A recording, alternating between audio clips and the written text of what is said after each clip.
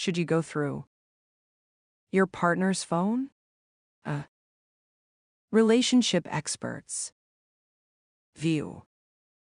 In the age of smartphones, one of the most common sources of tension in romantic relationships is the question, should I go through my partner's phone?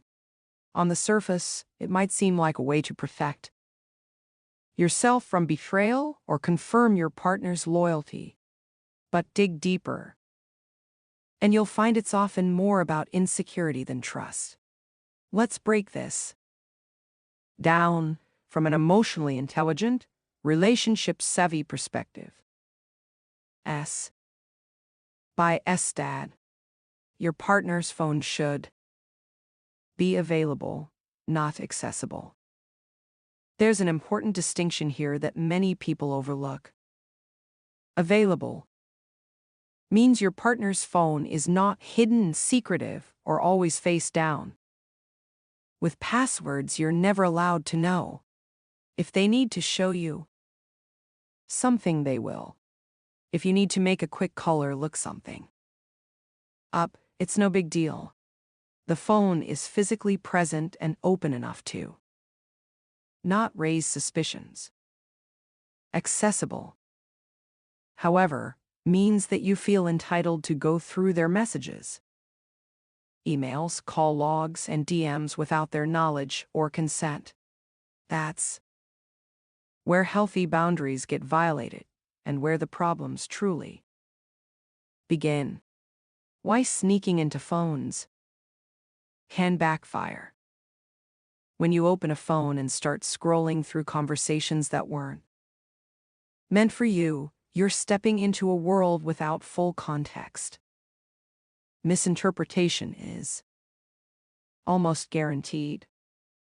You might read a sarcastic message or an inside joke and take it as flirting or disloyalty. You're consuming private conversations you were never invited into. Even if nothing bad is happening, you're crossing a line of emotional privacy. It breeds suspicion instead of solving it. If you need proof that someone is being loyal, the real issue may not be their behavior, it may be your lack of trust. The real question to ask is this: what have I done to make you feel the need to check my phone? This is a powerful, mature question that shifts the conversation away from blame and toward mutual understanding. If your partner is asking to go through your phone, there's likely a deeper emotional concern beneath the surface. Are they feeling emotionally neglected?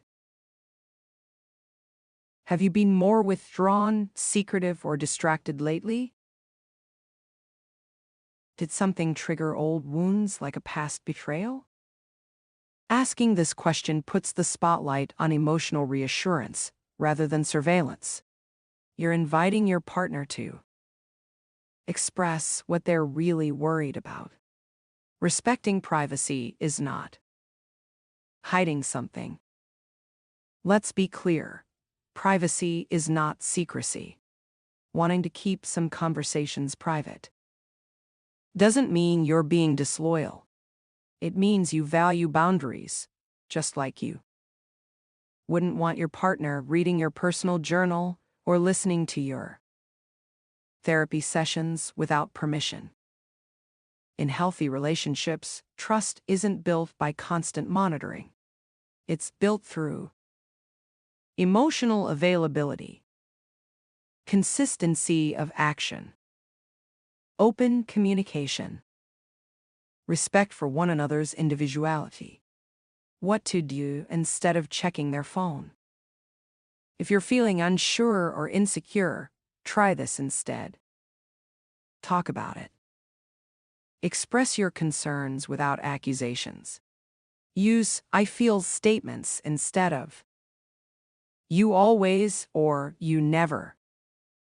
Ask for transparency, not control.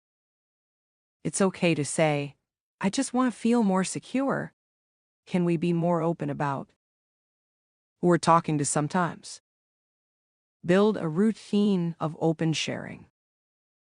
If you're both comfortable, occasionally showing each other funny messages or interesting conversations can normalize transparency without demanding it. Heal your insecurities together. Explore where the need to snoop comes from. Past betrayal? Fear of abandonment?